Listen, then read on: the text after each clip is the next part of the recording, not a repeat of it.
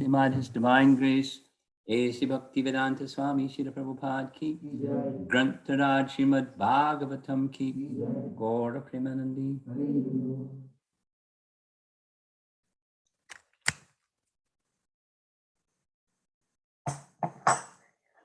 Om Namo Bhagavate Vasudevaya. Om Namo Bhagavate Vasudevaya. Om Namo Bhagavate Vasudevaya. Om Namo Bhagavate Vasudevaya. Om Namo Bhagavate Vasudevaya. Om Namo Bhagavate Vasudevaya. Based upon our discussion yesterday evening, some of you may have attended it. It didn't get completed. The topic was Krishna rescuing Nanda Maharaj from the abode of Varuna. That was the topic. It took a long time because it was translated to Chinese, most of the slides. So I plan to go back next time we're together with the Chinese devotees and do a review. And in the review, the main topics that are highlighted in that pastime, because Krishna's pastimes are unlimited, right? So some of the main transcendental messages in Krishna's pastimes will be highlighted. And one of them I want to cover right now, and that is, it applies to this Uddhava Gita topic. That's why I'm discussing it. There, and it came up in the questions yesterday on Uddhava Gita. Krishna is unlimited. From Krishna comes everything, and even everything is not everything, because Krishna is unlimited. And there are different realizations of Krishna from different perspectives. And the same Krishna, different realizations can be there about Krishna. And they're not, if this one's the realization, then it can't be that one. If that one, it can't be another one. For example, a nice example is Krishna entering into the wrestling arena of Kamsa. There's a celebrated verse where something like 9 or 11 or whatever the number is, different, as Krishna is entering into the wrestling arena, different personalities or groups of persons experience Krishna this way, and then that way, then the other way. You have a singing bird outside your window. It's really got a concert going on. That's what I thought was your doorbell. Oh, okay. Because the bird, he's like singing and singing. A couple of them actually. So,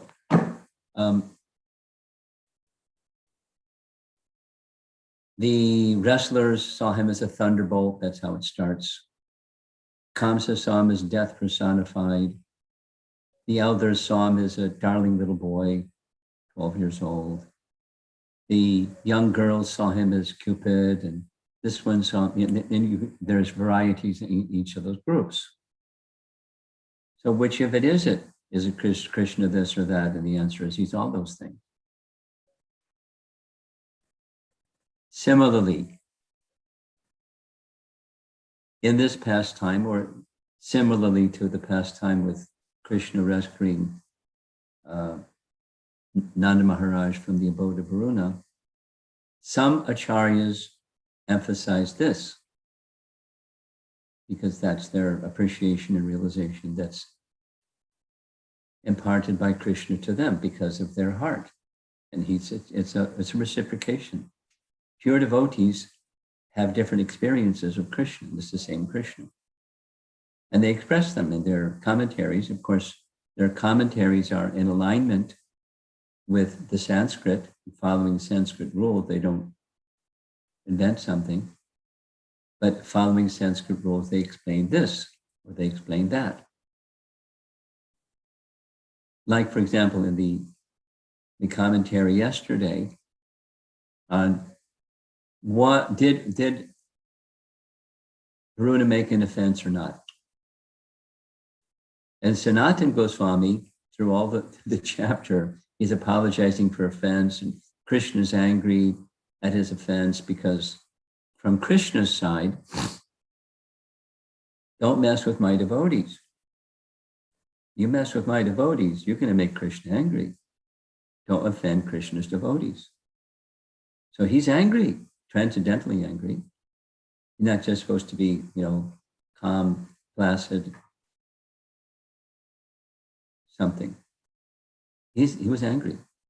And his voice showed it, his face showed it, his words showed it. He was angry. And even before Krishna came and he saw Nanda Maharaj, Varuna was trembling because he knew it was an offense. So he was fearful, Krishna was angry, And that was, one stage of things. And then immediately, Varuna apologized. Krishna said, "Where's my father?" And he didn't even say that your father's over there. He just said, "Any service I can do for you, you please instruct me." Krishna already had instructed him, but he's indicating his submissiveness, and he will show his father. So seeing his submissiveness and his contrite and fearful position, Krishna's mood changed. He put his his anger away, and he became forgiving. And then it went to, "Where's my father?" It was different. The mood was different. So Krishna's mood was different. And Varuna says, "A wrong has been done. My foolish servant did these things, and I take responsibility for my foolish servant's behaviors. My responsibility. So you can punish me or show your mercy, whichever you like. But please don't leave the offense. Offense lingers, then there's obstacle in my relationship with you. So punish me or forgive me, but please remove the offense." It was removed. And then Sanatana Goswami, so was there an offense or was there not an offense? And because he didn't do anything. It was his servant. It wasn't his offense. He had no malice towards Krishna or towards Nanda Maharaj. Because offense has something to do, not everything, but a major part has to do with an attitude towards another person. Offense. And then Sanatana Goswami comes way over here and says, why this happened was Varuna was serving Krishna remotely, and Varuna wanted to see Krishna. And so it was his intention to kidnap Nanda Maharaj on a pretext so that Krishna would come, because he knew Krishna would rescue him and he could see Krishna. Wow, my life is perfect. No offense. He wanted to see Krishna. That was so. Someone reading this, or one of our listeners, I know who our listener is, was going to wonder about this one. Is it this or is it that? Or how do we understand it? Because it looks contrary or contradictory. Now here's what we are supposed to do when we hear something that sounds contradictory. And when it's coming from our acharyas, or it can be directly in the Bhagavatam itself, or directly in Prabhupada's writings, something that looks contradictory. There's a very, very wonderful, very simple explanation found in Brahma Samhita text 61. It goes like this: Yadrashi Yadrashi Shraddha Siddhi Bhavati Tadrashi. You can look it up. Yadrashi Yadrashi Shraddha, according to Shraddha, faith, Siddhi Bhavati Tadrashi. So this, so that. According to faith, there's realization. That's how Bhaktisiddhanta translates. Siddhi Bhavati. Siddhi, he translates as realization. Realization Bhavati. Realization arises according to one faith, or Krishna reveals himself to Sanatana Goswami this way because of his heart. Krishna reveals himself to Jiva Goswami that way because of his heart, because of his relationship with Krishna. And is Krishna limited or unlimited? He's unlimited. He's sometimes compared to a Vaidurya stone. A Vaidurya stone it appears to have different colors.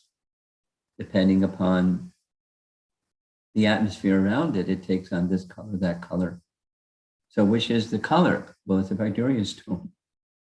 It has multicolors. Krishna is like a Vaidurya stone. So it doesn't have to be either this or that. Did Varuna make a mistake? Was there an offense?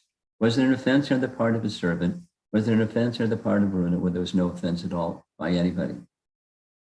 Because the intention was to see Krishna and be with Krishna. That was inconvenience for Nanda, but it facilitated the rest of the pastime. What was the rest of the pastime? Krishna wanted to stimulate the astonishment, because that's a secondary rasa. He wanted to stimulate the astonishment of the residents of Vrindavan. Fantastic. They have their primary rasa, and then here comes the secondary rasa that gets stimulated, and it enhances the primary rasa. And Krishna is enjoying, and as Krishna is enjoying, they're enjoying. So they have a curiosity. We want to see the spiritual world.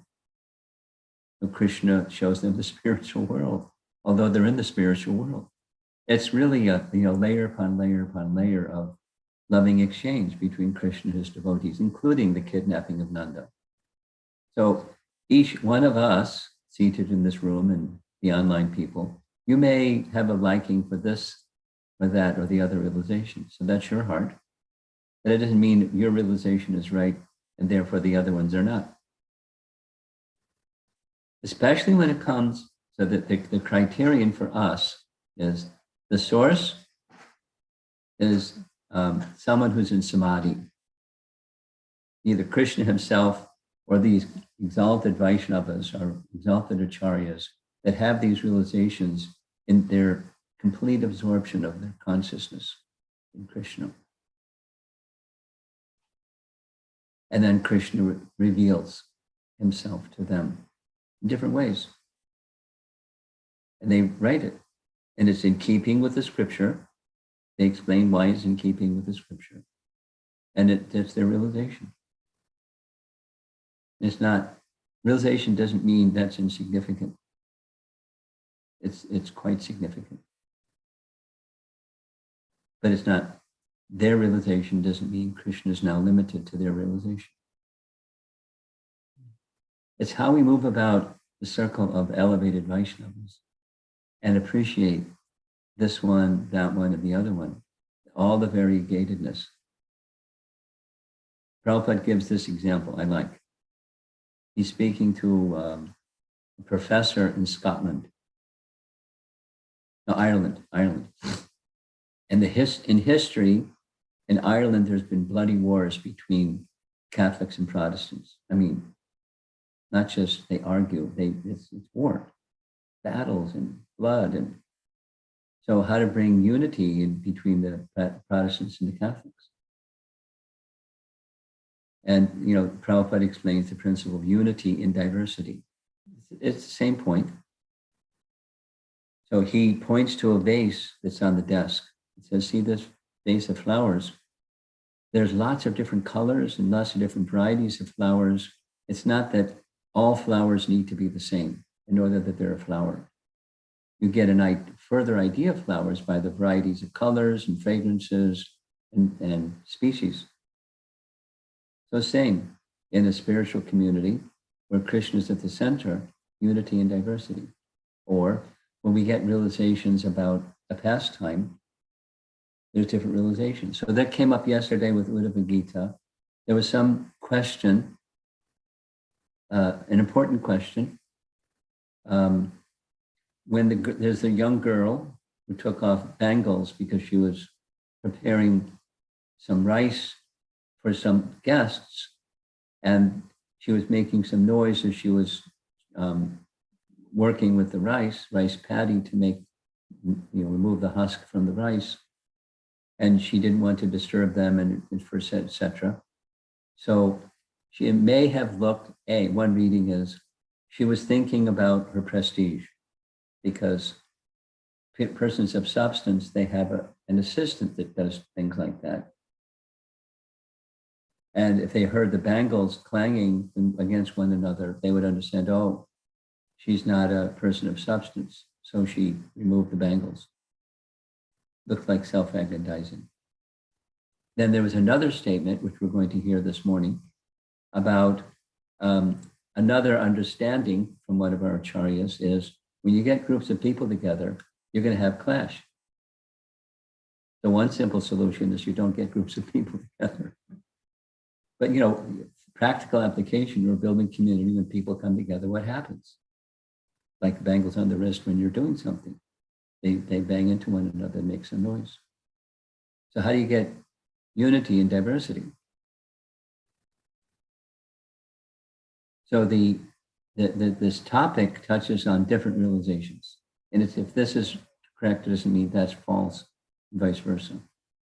There can be multiple lessons to be learned from one passage or one lila or one. So this is, as you can, well, you're not seeing on the screen. Can we have divided screen?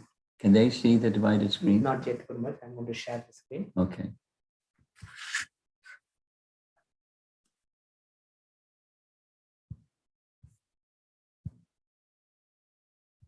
This one. No.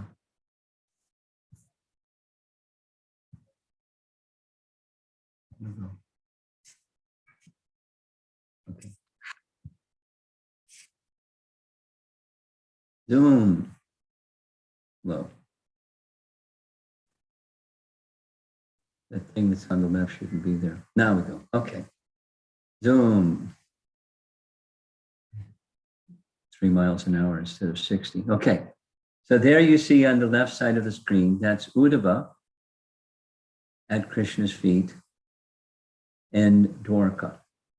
That's where this Uddhava Gita took place. And Krishna is explaining to Uddhava about detachment through knowledge. And one of the ways he's explaining detachment through knowledge to lead to bhakti is by telling a story. And the story is one of our ancestors, King Yadu, one time came across a Avadhuta Brahmin. And he started asking Avadhuta Brahmin questions like, how did you become so detached? Et cetera, et cetera, et cetera. So the Avadhuta Brahmin says, I have 24 gurus, and from them I learned detachment through their lessons. And one of the teachers, one of the gurus, is this young girl whose home was visited by some men who were interested in her hand in marriage. Her parents were away and the relatives were away, so she received them very nicely. She went to the kitchen to prepare some food. She's working with her hands, husking the rice, and it's clanging, and so she took some bangles off. That's the story. And then we're going to hear just now the last verse of this little, of the 24 gurus, one about the girl. And this lesson from the girl is not just, she was interested in her own prestige and, favoring the men so they would be attracted to her rather than making all that noise in the kitchen. Here's text 10. Canto 11, chapter 9, text 10. Translation. When many people live together in one place, there will undoubtedly be quarreling. And even if only 2 people live together, there will be frivolous conversation and disagreement.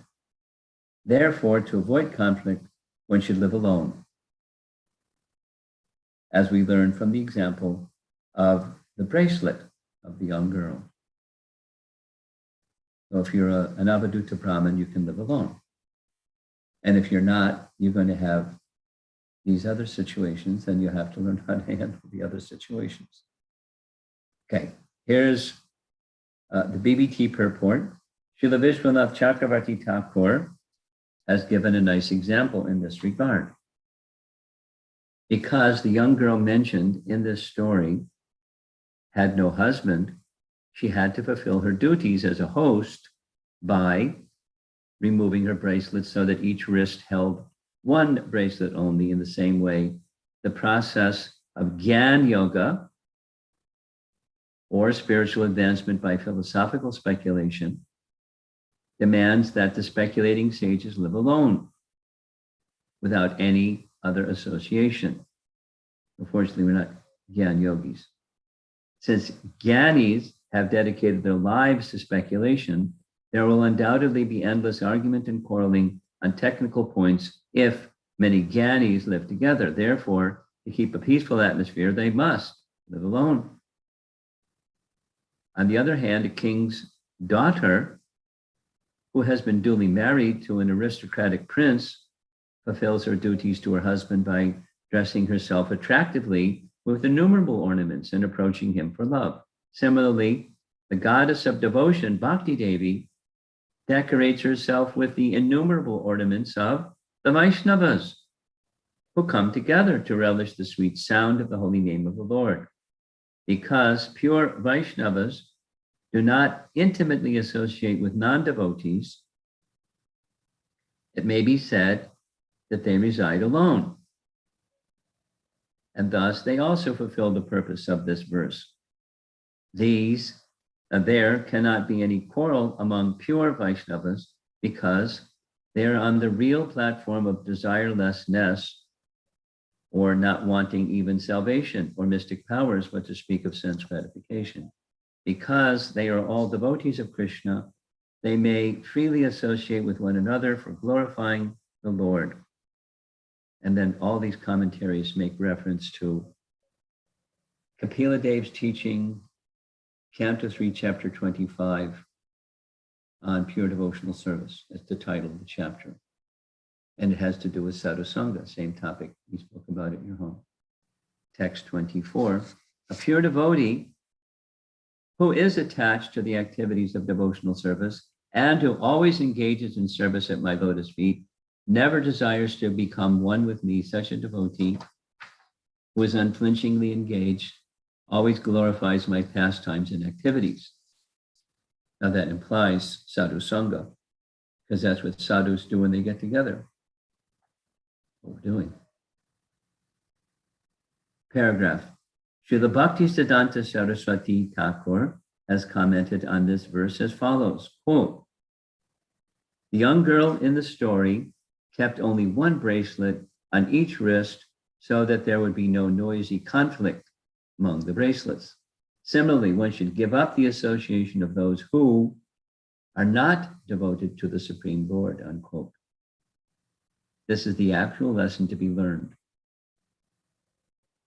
A real Vaishnava is always pure and faultless in character. However, in those places where non-devotees congregate, there will undoubtedly be envious criticism of the devotional service of the Lord, and those who falsely attempt to analyze reality without the Supreme Personality of Godhead will create much disturbing noise in the name of philosophy. Therefore, one should remain in those places where the Supreme Lord is properly worshipped according to the Vedic standard. If everyone is dedicated to glorifying the personality of Godhead Krishna, there will not be any impediment in mutual association. However, in a place where people have many different purposes besides the pleasure of the Supreme Lord, social dealings will certainly be disrupted. Paragraph. One should therefore avoid the association of those who are inimical to devotional service, otherwise one will be frustrated in achieving the spiritual purpose of life. One who always keeps himself in the company of the devotees of the Lord is actually living alone. That's the sadhu sangha principle again. If one lives in a community where the only consideration is the pleasure of the Lord, then one can avoid the contradictory situations caused by many persons competing to satisfy their own material desires. This is the lesson intelligently understood by the Brahmana from the bracelets of the young girl. And finally, in this connection, Srila Madhvacharya quotes the following verse. Gives the Sanskrit. One should not under any circumstances live with those who are not devotees of the Lord. On the other hand, one should stay with many devotees because such association awards liberation. Okay, so now we're going to read two commentaries. Bhaktisiddhanta's commentary. It's similar to the one upstairs, up above. If there is more than one person in a place, there is every possibility that there will be quarrel, because each individual has his own idea and purpose. When the girl took away all her bangles except one on each wrist, there was no more noise as a result of colliding with each other. Similarly, one should give up the association of those who are not devoted to the Supreme Lord. The character of a Vaishnava is always pure. However, in places where non-devotees congregate, there will undoubtedly be envious criticism of Vaishnavas. If many people gather to glorify the Lord, there will be no conflict of interest. That's the unity and diversity principle. Paragraph. That is why one should worship the Lord in the association of like-minded people. This is also solitary bhajan, as is described in the system of Ekayana. That's a little technical.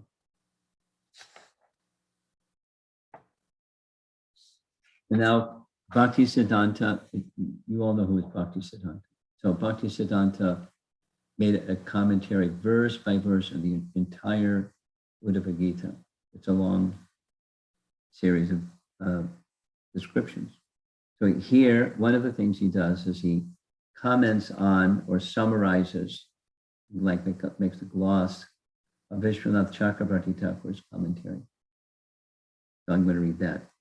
The lesson to be learned from the girl who removed all her bangles but one is that one who is trying to advance in the path of Gyan Yoga, which involves philosophical speculation, should live alone after giving up all desires for having the association of friends and relatives.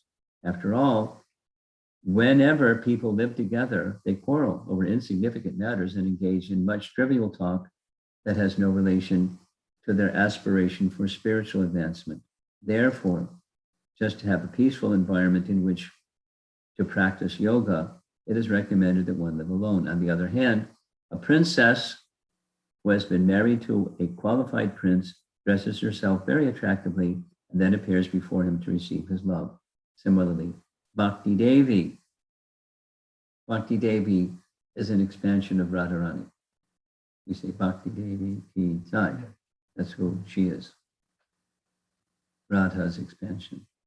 Bhakti Devi decorates herself with the association of Vaishnavas who assemble to chant the holy names of the Lord and dance in ecstasy. Because pure devotees do not associate with non-devotees, in a sense, they reside alone and thus take the lesson of the single bangle from the young girl. After all, pure devotees do not quarrel among themselves, nor do they engage in frivolous talks, because they are fully satisfied on the platform of rendering devotional service to the Lord without any material desires. Thus, devotees of the Lord happily associate with one another for the purpose of rendering service to the Lord. And then he quotes, as Vishwanath quotes, this same verse from Kapila Dev's teachings, 3:25-24. I'll read it again. A pure devotee who is attached to the activities of devotional service and who actually engages in service of my lotus feet never desires to become one with me. Such a devotee who is unflinchingly engaged always glorifies my pastimes and activities. And here's actually what Vishwanath wrote. Just as the poor girl without a husband took off her bracelets to stop the sound, Gyan Yoga makes the sages who practice Gyan live alone. Just as a married princess, on meeting her husband, wears bracelets for making sound, Bhakti Devi makes the devotees who accept her shelter associate with each other for making sounds of sweeter and sweeter Nama Kirtan. They do not remain alone. And then it quotes again, 3:25-24. These devotees, pure devotees, who are engaged in service of my feet, following scriptural rules, who desire only the taste of my beauty, who, gathering together, relish my pastimes among themselves, never desire to become one with Brahman.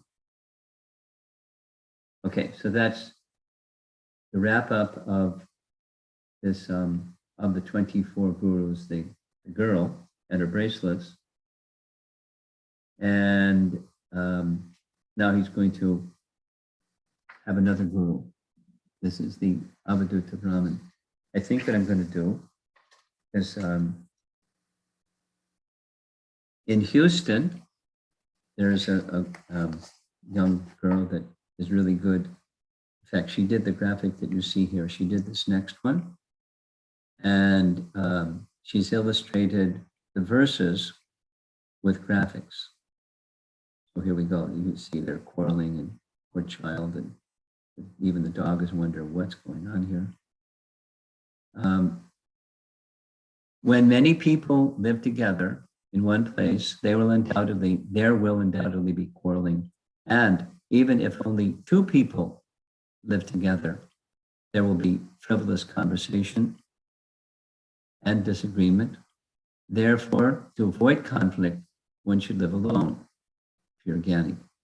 And as we learned from the example of the bracelet of the young girl, then here's another nice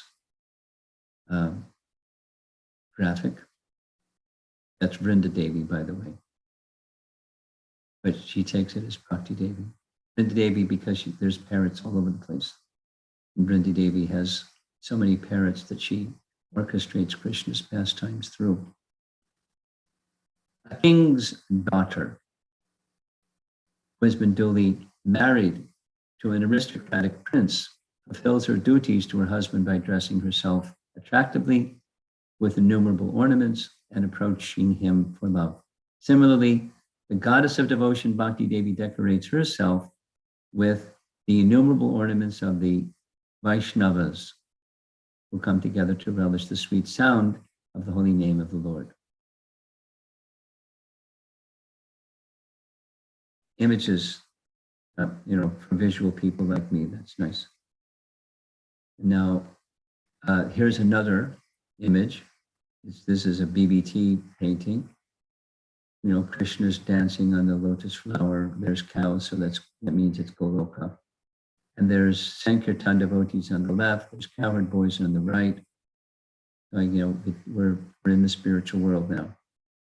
And here's also verse 10. Because pure Vaishnavas do not intimately associate with non-devotees, it may be said that they reside alone. And thus, they also fulfill the purpose of this verse. There cannot be any quarrel among pure Vaishnavas because they are on the real platform of desirelessness, not wanting even salvation or mystic powers, what to speak of sense gratification. Because they're all devotees of Krishna, they may freely associate with one another for glorifying the Lord. And here's one more from this chapter. Actually, there's two more. Srila Bhakti Siddhanta Saraswati Thakur has commented on this verse as follows. The young girl in the story kept only one bracelet on each wrist so that there would be no noisy conflict among the bracelets. Similarly, one should give up the association of those who are not devoted to the Supreme Lord, unquote. This is the actual lesson to be learned. A real Vaishnava is always pure and faultless in character. So the illustration is that person in the middle is apparently the Vaishnava. They've got super soul in their heart, and they're guided by super soul in the heart, and the others have different dispositions. Let's look at the background. The color, her color schemes are really good. I like her artwork. Here's one more from chapter 10, from verse 10. One who always keeps himself in the company of devotees of the Lord is actually living alone. That's the 6 Goswamis. They're living alone. If one lives in a community where the only consideration is the pleasure of the Lord, then one can avoid the contrary situations caused by many persons competing to satisfy their own material desires. So I'm looking at the clock, and it's 5 minutes after 8. And I was thinking to go on to text 11, but maybe I should stop with text number 8 and see where we are, because we started a little early to get some background. Let's see what this next one is. Yeah, that's text 11. Okay. To allow for conversation and questions and answers, because that didn't happen yesterday. Let's see if there's some discussion.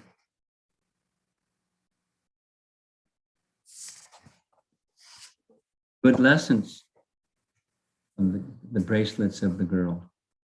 No questions. Online, yeah. Okay.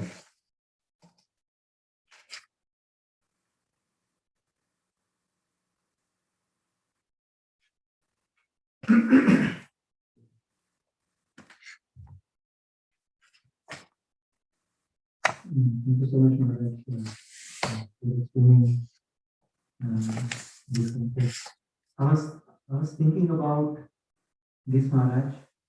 So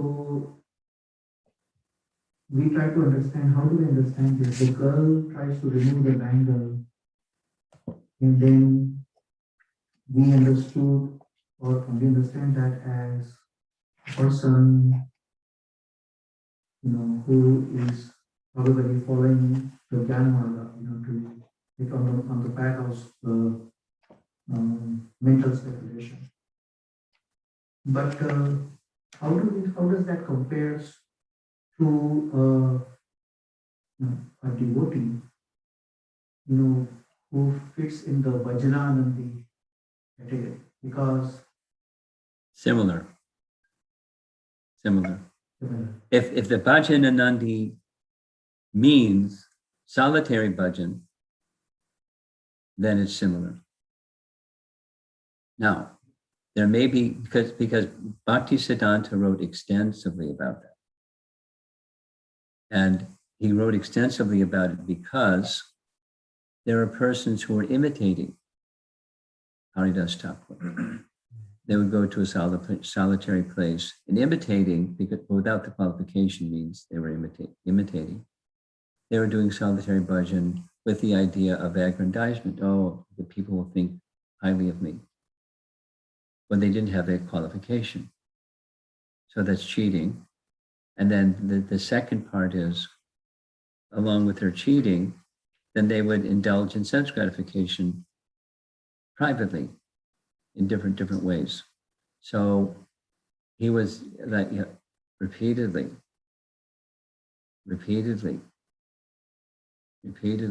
because it was apparently prevalent at his time. People imitating Babajis, and by solitary bhajan, they weren't qualified.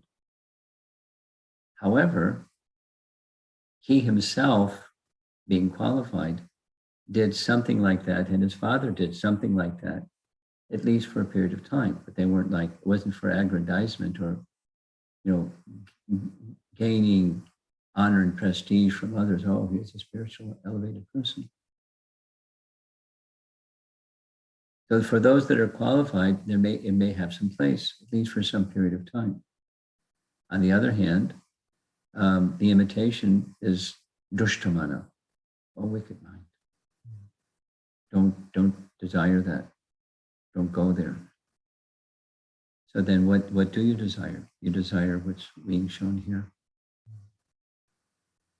Enjoying kateyantash chamam nityam tushanti cha ramanti cha from Bhagavad Gita. That's what one desires, discussing topics of Krishna. And even when you discuss topics of Krishna, as I was pointing out earlier, there may be different points of view, which is part of the nectar. It would be kind of monotonous if it was always pablumized one thing.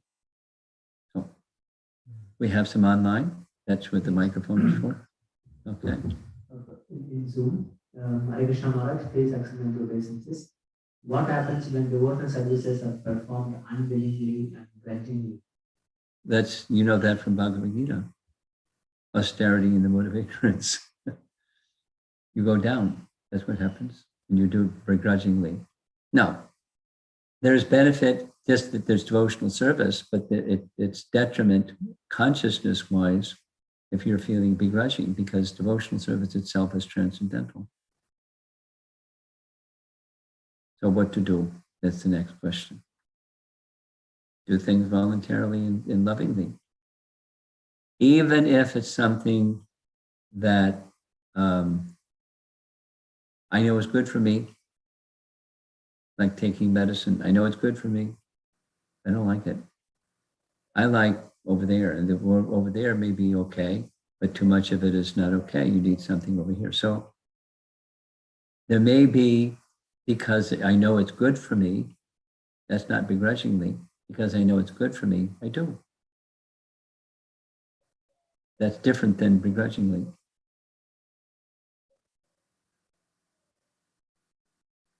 Like, chanting. Some people have difficulty.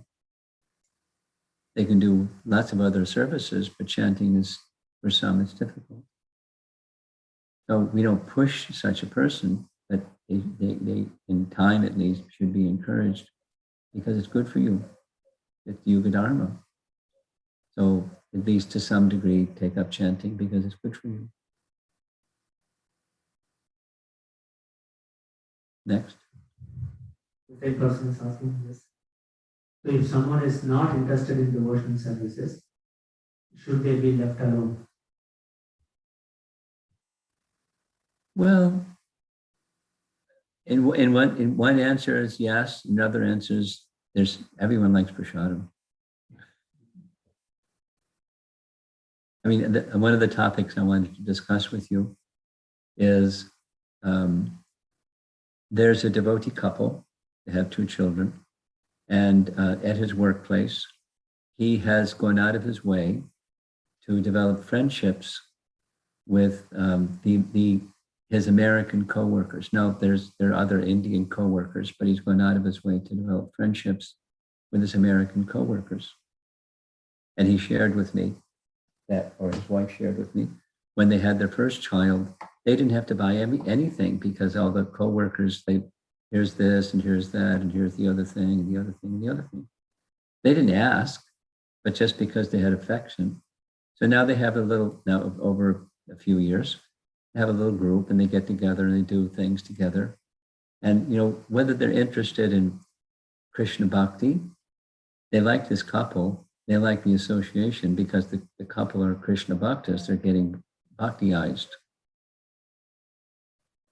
And, prasadam and vegetarian cooking and making cakes and, things that the families like. And then slowly, because it's who they are, they explain about prasadam and slowly. So it's like I don't know exactly where it is now, I'll find out more. But it's entering into the bhakti arena. Now, it didn't start with, hey, devotional service, because we're from India and we know that you do devotional service. Let's do some devotional service. But they do things together that they like to do together. And so that's community. And then, bhakti arises because that's on the soul platform. So if somebody doesn't have attraction, the question was, do we stay away from them? It depends on your capacity and your heart. And we don't, Bhakti, for those who are householders, there's a few householders around. For those who are householders, Bhaktivinoda Thakur explains this in detail. I was thinking to mention it. When you're a householder, what do? Because you go to work and there's lots of people that aren't devotees. So what do? Et cetera, et cetera. So he gives really clear, very clear guidelines of what to do. So you're in short, you're pleasant, but you don't engage in very personal discussions about, decisions in life. What do you think? Should I do about this and that? How are you? How's your family? Da, da, da, da, da. You're socially polite, and that's what you do. And then things that are personal and meaningful, you keep that for the devotee sangha. And there's other things. For those interested in that topic, this person asking the question, Bhakti Aloka is the title of the book by Bhaktivinoda Thakur. And he covers the 6 activities that enhance bhakti, the 6 activities that destroy bhakti. And in both of those lists of 6 and 6, there's something to do with association. Giving up unwholesome association, taking wholesome association. And in those 2 sections, he gives really nice details for householders, what to do. We don't what are you going to do? You're in the workplace and there are people that aren't devotees. You're in the world and there are people that aren't devotees. What do you do? Well, you don't intimately associate with them. You're friendly. And if they start to be inimical, then you keep a distance.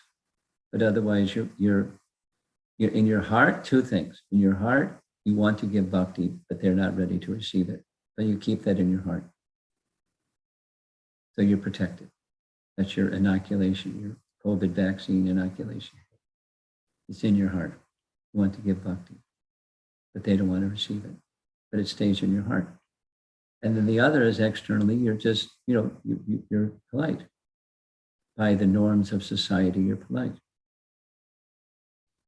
So people view this devotee as, oh, they're a nice person, they're very polite. And inside you're looking, praying to Krishna. If some opportunity can arise to give bhakti, please open that door. And Krishna will open doors that otherwise wouldn't open. That's what to do with non-devotees. I'd like to comment on the process. Thank you very much, Maharaj. And there's another question in YouTube. Guru Maharaj, in regard to interpersonal conflict and the reference of single bracelet analogy, what can be the guiding principle for us to stay protected from our own tendencies of getting disturbed? A principle to protect yourself from getting disturbed is Shuddha Bhakti. Because when there's Shuddha Bhakti, you won't be disturbed. It's right in Bhagavad Gita. And, if without that, you're going to be disturbed. Then you have to manage those disturbances within the mind, called stress management. But the principle is you have a relationship with Krishna, and that's your place of shelter. And I'm not going to let go of that relationship with Krishna for anything, because that's my shelter. And because you're at least targeted towards that place of shelter, then you can be very tolerant. Tantatiksha svabharata. Because you have a place of shelter. If you don't have a place of shelter, then you can just be tossed around by the waves of turmoil. Like a piece of wood on the ocean where the waves go up and down. You're just tossed around by your emotions.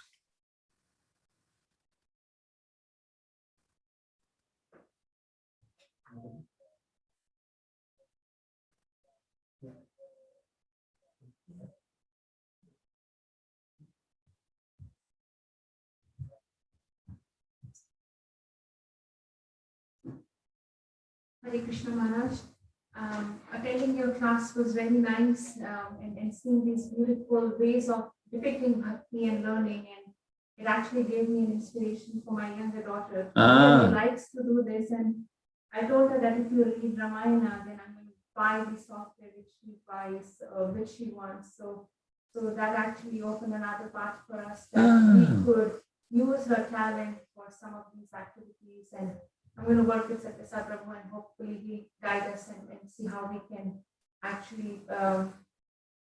Shruti Mangra just lives in Houston. I'm sure she'd be willing to coach her daughter. I mean, because styles are going to be different. Shruti's style is very different, very wonderful. And your daughter's going to be different, but she can coach. That's an idea.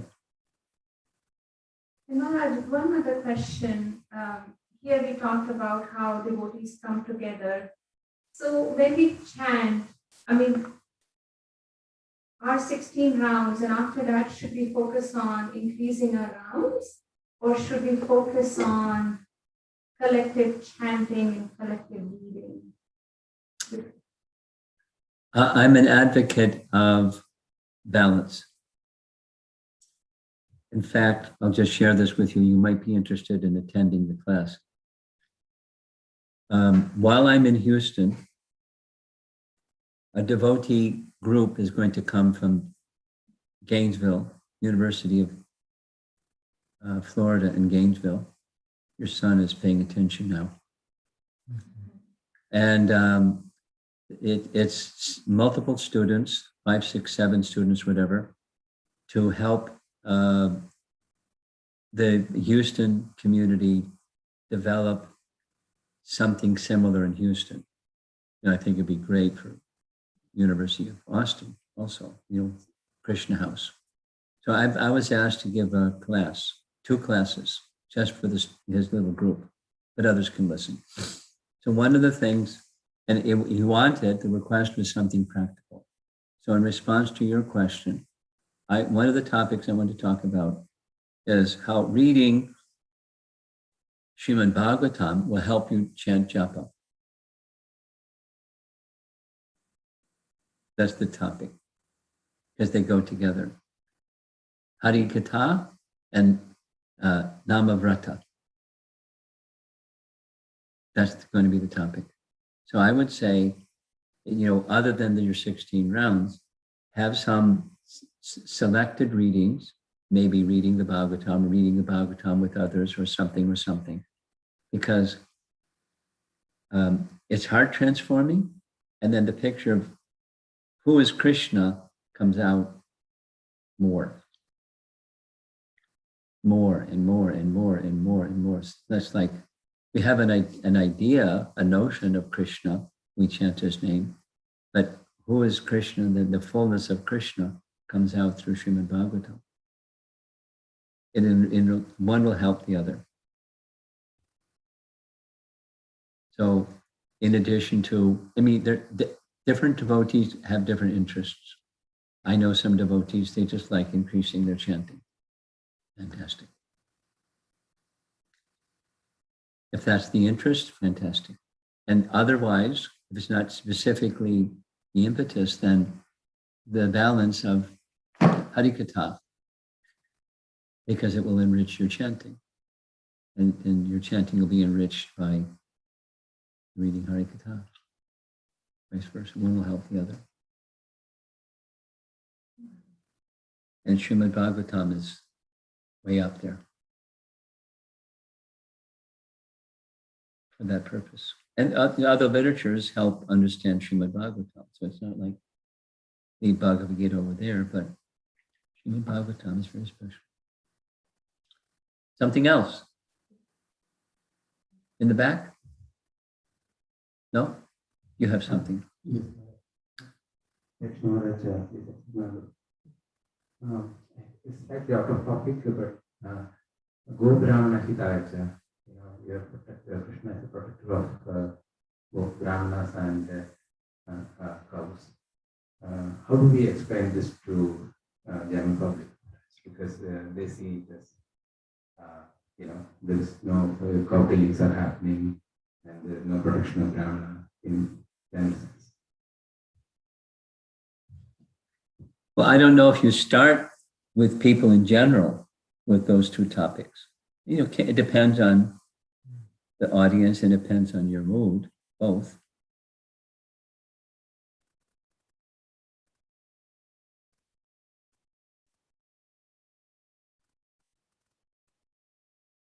It's different, depends on the person. So, if you're just sharing, you can say something like, there are different conceptions of God, you just, start simple and build up. So there's some conceptions of God, but all religions teach to love God. And when you love somebody, that which is important to that somebody, you honor that which is important to that somebody because it's part of loving that somebody. And the quality of goodness is very dear to God, just like cleanliness is next to godliness. So, and that's all part of living God. It's just cleanliness stand alone, it's next to godliness. And those things that are in the quality of goodness, that's dear to God. So we honor that which is dear to God because we want to love him. And then, so brahmanas, by definition, they're in the quality of goodness, and cows, by definition, they're in the quality of goodness. So we honor them because they're dear to Krishna. We protect them because they're dear to Krishna. We protect all persons, but especially those in the mode of goodness. And here's why. What's the importance of persons in the mode of goodness is they give us nice teachings because their hearts are pure in the quality of goodness. They can give us a clear reading of what the scriptures teach us about how to live our lives and so forth and so on. So that's the brahmanas, and then the cows. They don't have claws. They need protection. It's this species that's for protection. And they're in the quality of goodness. So it depends on the person. But the end of the discussion is generally with people, oh, that's nice. And then they move on to the next thing. It's just a curiosity, like what's the deal with cows and brahmins? They don't really intend to apply, it's just information. But at least it gives them an explanation of why we live our lives the way we live our lives. We're not trying to impress, but then it depends on the person. You may want to say something a little stronger. Cow killing civilization. You do violence to those in the mode of goodness. What do you expect in the laws of karma? I mean, so it depends on the person. But the purpose is not to bash. The purpose is to educate and elevate. It depends on how much they can be elevated. That's subjective. Your intelligence has to guide you with how to speak.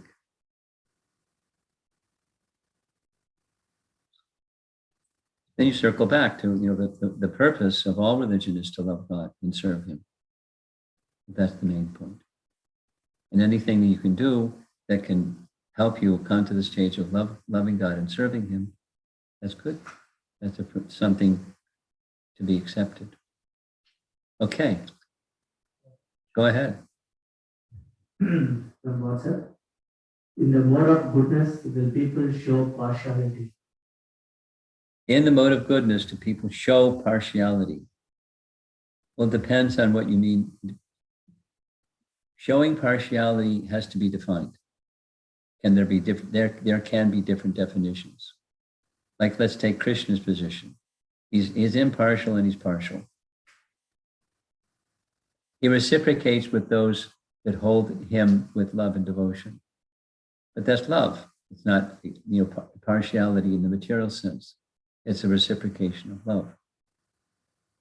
So similarly, a person in the mode of goodness can, just like this verse that we discussed, can show a special affection and affinity towards and closeness in the association of devotees that looks like partiality.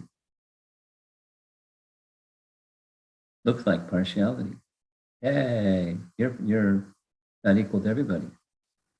But we have rather, we're associating with people appropriate for their character, and a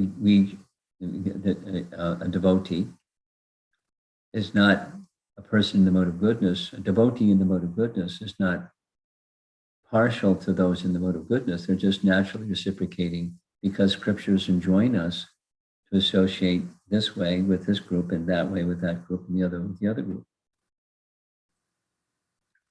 It's just discrimination. It's the factor of understanding the circumstance and acting appropriately for the purpose of furthering love of God and not compromising love of God.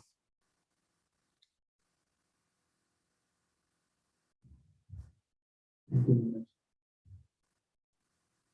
We're done. We're done. Anything more? Okay. Srila Prabhupada ki jai. Holiness Romapada Swami. 8:30. Good timing.